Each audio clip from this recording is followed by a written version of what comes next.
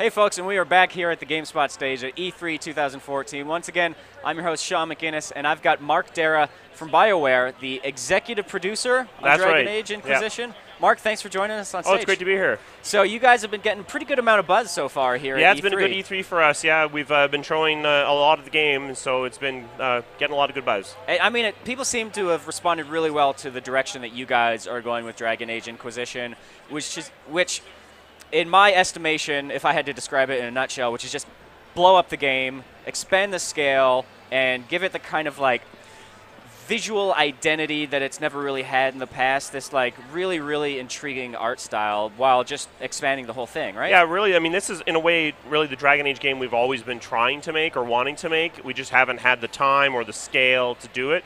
So we're really, in this one, trying to bring exploration back to a BioWare game. So we have that core story that we're known for with the characters and relationships that really draw you in, but now we can give you a lot more space to explore and immerse yourself in a world.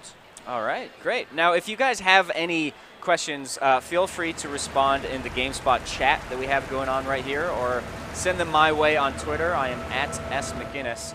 Let's take a look at the footage that you guys have brought along here. Can you describe this particular area? Yeah, so this is actually the Hinterlands. It's actually an area that's just outside of Redcliffe Village for people that are familiar with Dragon Age. This area is bigger than all of Dragon Age Origins put together, and it's one of just a multitude of regions that we're actually having in Dragon Age Inquisition. So this is a more settled area, but it's actually in the grips of conflict between the mages and the Templars. We'll see that right here. Mages and Templars are kind of going at it down there. But we'll take you to less explored areas, Frostback Mountains, out into bogs and deep desert. The thing is that for Dragon Age Inquisition, the scope of the story is so big that we needed the breadth of terrain. We're crossing two nations, so we couldn't just have one region. We needed to be able to pull it out and just have it be able to go where it needed to go from the storytelling perspective.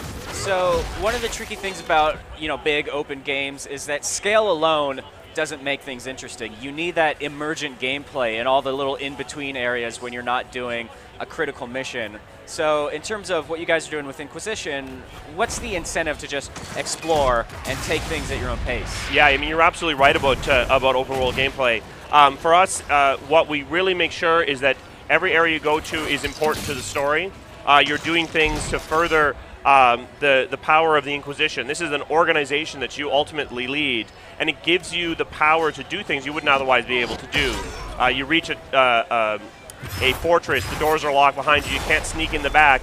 You have troops, you have 100 guys that you can use to bash the door in to get you through that front door. And ultimately what you're doing in exploration is things that are either going to make you better, so gathering crafting materials in order to make yourself better armor and arms, or you're doing things that are actually furthering the renown and power of the Inquisition to draw people to your cause. All right, so we're starting to get quite a flood of questions here. Maximilian on Twitter is asking about the controls in the game because, from Dragon Age Origins to Dragon Age 2, you guys quickened the pace a little bit, made the action a little bit more immediate and quick. What are you guys doing with Inquisition? So we're doing two things there. We're slowing down the animation to be a bit more weight, a little bit more grounded in the world. So when a guy's swinging a two-handed sword, he's not spinning around as much. He's a little bit more grounded. The other thing is that we're bringing back tactile camera on all 5 platforms. So it was just on PC for Dragon Age Origins, didn't exist on Dragon Age 2 at all. Here you're going to be able to pull the camera back, really look at the battlefield, consider what you're doing, and really give that really fine control. If you want to do that, you'll also be able to control the game completely in real time if that's the play style you prefer. Now, what was the reason behind bringing that tactical camera back? Is it just something that you are able to do now that you got more time and you can fine-tune it? Yeah, it's partially that. It's partially just that ultimately this is a game about leadership. This is a game about controlling a group, both the Inquisition but also your party, and it just felt very much, even just from a storytelling thematic perspective, was a very appropriate thing to bring back. All right. Let's see here. A lot of questions about romance options. Yeah, we always get a lot of questions about romance options. So let's just describe it in a nutshell, because BioWare has always been very progressive about that type of thing and giving just players options and not forcing them to to live their character in a very particular way. Yeah, I mean, I think options is a very good way to put it. We definitely want to make sure that you have as much control over the way you play your character and the way you interact with other people. So that doesn't mean romances are totally optional. We're going to try to make it as clear as possible when you're crossing that line, so you're not stumbling into a romance option by mistake. All right. Yeah, I mean, I still remember in Dragon Age Origins, and this might be 2, but Dragon Age Origins, walking into the brothel, them asking, what would you prefer, male or female? What the third option was, surprise me. Yes.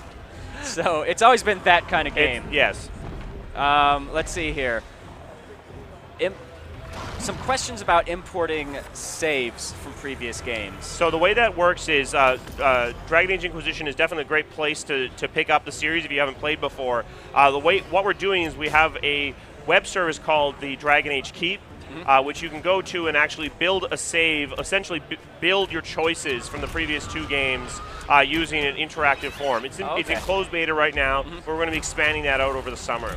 All right. So, and does that give you kind of like a little story primer in case you've forgotten those details? Exactly. If you really want to be, if you haven't played Dragon Age before and you really, really want to be up to date on the world, the Dragon Age Keep is going to give you an opportunity to really see what happened in the previous 2 games. All right. So we're actually taking a look at a big epic dragon battle right now. Yeah, and I feel like we'd be remiss if we didn't talk about that a little bit. Yeah. So I mean, I think we actually were distracted and we're kind of actually pretty far into it. So I mean, dragons are actually the biggest, baddest things. They're really endgame content. They're apex predators. You really need to bring your game if you're going to fight them. One thing we've introduced for Dragon Age Inquisition is multiple target regions. So now you're not just attacking a big sort of sphere of damage. You can attack their legs if you do enough damage.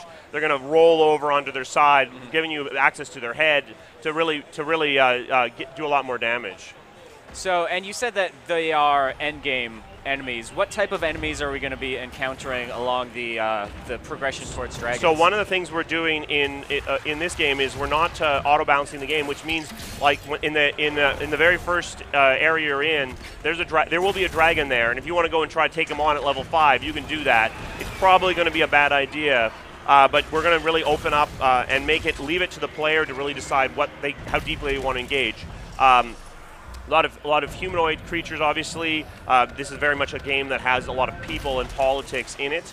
But the game, at its fundamental core, is about this breach in the sky, which is spitting demons out. So a lot of demons you're going to see over the course of the game. All right. Now, Abdelrahman Keshk on Twitter is asking about types of dragons, variety. Is it sort of like just that one singular dragon in the distance that you're working towards, or is it sort of various types? There are various types of dragons. We actually have dragonlings as well, sort of the younger dragons, but we'll be doing dragons differentiated by element, like essentially like fire breath or ice breath, as well as a few other sort of regional variations based on where in the world you actually are. All right. Let's see. So many very, very specific questions about Dragon Age. That tends to be the kind of community that you guys have, That's right? the community we have. Yes, very specific questions about Liliana's haircut or something, I suspect, yes. So how do you filter that kind of stuff? How do you take just that wealth of feedback from the community and use that to inform the direction of the game? Yeah, I mean, it's really important to be open to these kinds of questions and to try to respond as best we can. Obviously, we don't want to answer questions that are going to spoil the story. I mean, even though people think they want the answer to some of these questions, there's some that the answer is not going to be.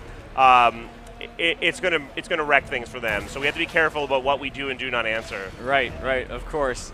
Let's see. We're getting questions about platforms of the game, specifically what we're seeing here. Can you tell? Do you happen to know what platform this was? Yeah, so this was actually captured on a PC with a controller.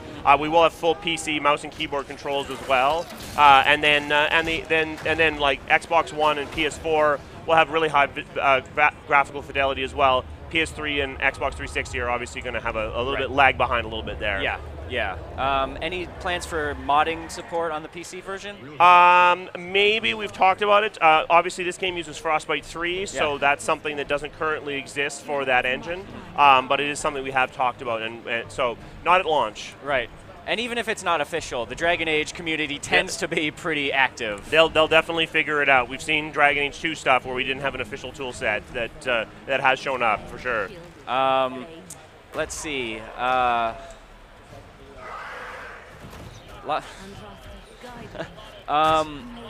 So we talked about the importing of saves and how you guys are building that tool to create your own save file in case you don't have that in case you don't have that anymore. But in terms of what you're importing, how much does that affect the events of Dragon Age Inquisition? Jared Richard on Twitter is actually asking about that specifically. Yeah, so one thing that Dragon Age has always been about, it's much more about the world and the time than it is about a specific character. So what that means is there's sort of choices you've made that matter for the world, choices you've made that matter for characters, and those are very important. So, who's the king from Dragon Age Origins? That's really important. Ultimately, who the Warden romanced, that's actually important too, because we have characters that return. It's important to know if Morgan had a relationship with that Warden character. But some of the other choices you made maybe mattered in the moment, but didn't matter to the overall state of the world. So we're importing hundreds of choices from the previous games, so it's a lot. All right, Mark. Well, I appreciate your time, and I'd like to apologize to the 900 people whose questions we didn't get to today. Yeah, I mean, we'll try to answer them as best we can. All right, great. So there you guys have it. That was your look at Dragon Age Inquisition, courtesy of our friend Mark Dara from BioWare.